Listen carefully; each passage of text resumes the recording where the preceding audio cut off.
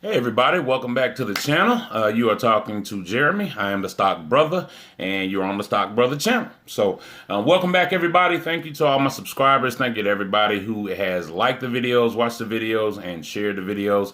I much definitely appreciate it. The channel is growing pretty quick here, so thank you all very much. You all, today we're going to talk about a subject that has kind of came up in different conversations when you talk about the stock prices and some things that you need to kind of take a look at in regards to the stock price.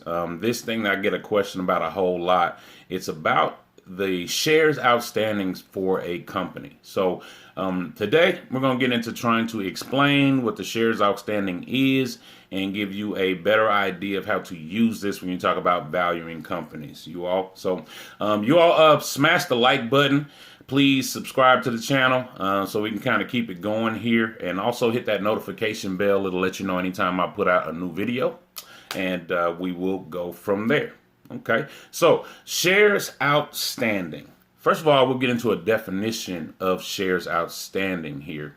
So shares outstanding is basically going to be all of the shares or all of the units that a company issues out and shareholders purchase and buy. So it's basically going to be all of the shares that they've issued that shareholders own and have and own a piece of the company. So you have to kind of keep that in mind when you're thinking about stock prices and when you're thinking about how much value you're getting by buying the shares that you're buying. Are your shares diluted, which means there's a whole lot of them, or does this company have a small or limited amount of shares that they have put out there? So that's what we're going to get into today and kind of talk about.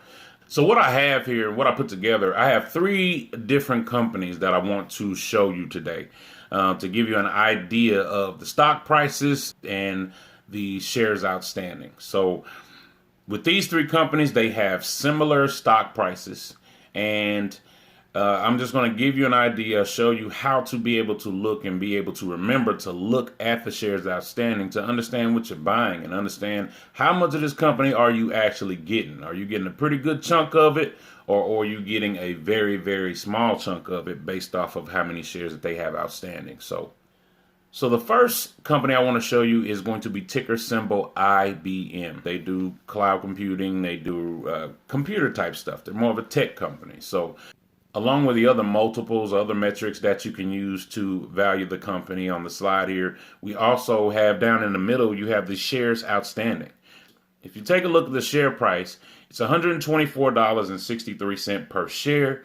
But as you can see, they have 890 million shares out there available. So those are the amount of shares that people have bought, that they have issued and people have bought.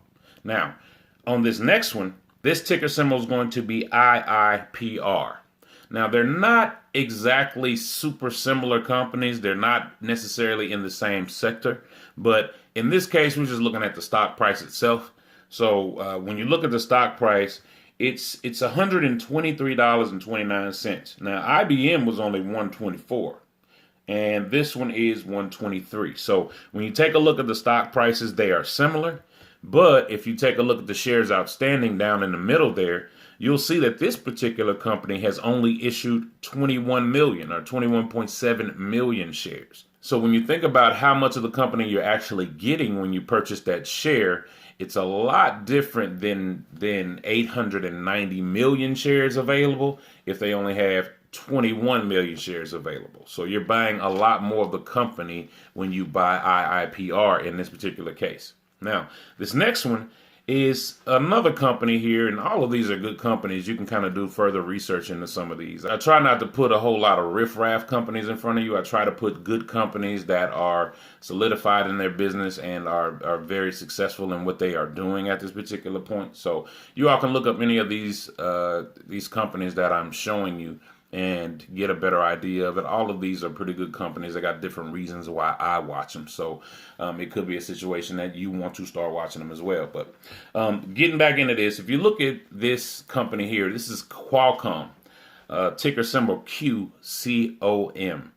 And you can see it's a little bit cheaper than the other 2. We had IBM at 124 per share. We had IIPR at 123 per share. And this company here is at $115.95 as of prepping this video, share price wise.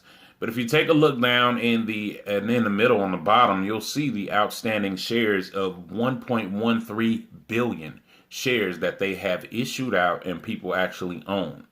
So when you talk about the shares outstanding, or the amount of shares that they have out there in the world for people to buy, for shareholders to buy and own, that is a whole lot more than IIPR, the other company that we talked about.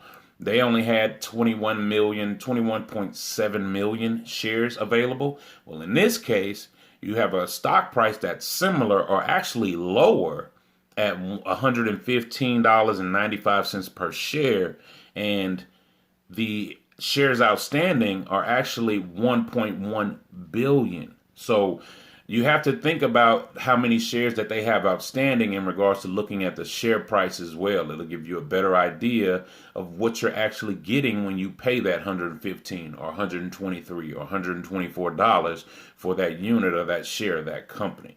So you want to keep that in mind when you're looking at these companies. And also, I have a video called PE Ratios Explained, when you talk about expensive stocks or cheap stocks, and to give you a better idea of how to value the stocks and see if they're cheap or not when it comes to the PE ratios on these companies.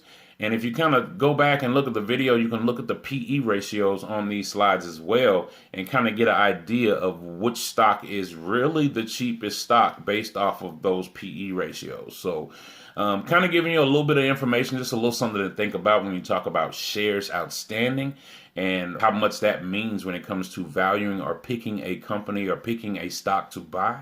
So you all keep that in mind. I hope you have enjoyed this video and got a lot of value out of this video. You all, I am not a financial advisor, so also keep that in mind. I'm here to not only educate and inform, but to entertain you as well. So you all, I hope you got a lot of value out of this video. Y'all smash the thumbs up button. Don't forget there. Also subscribe to the channel if you like the content. And I'm going to be putting out a whole lot more of these videos. So you all be sure and come back. And thank you very much. Have a good rest of the day.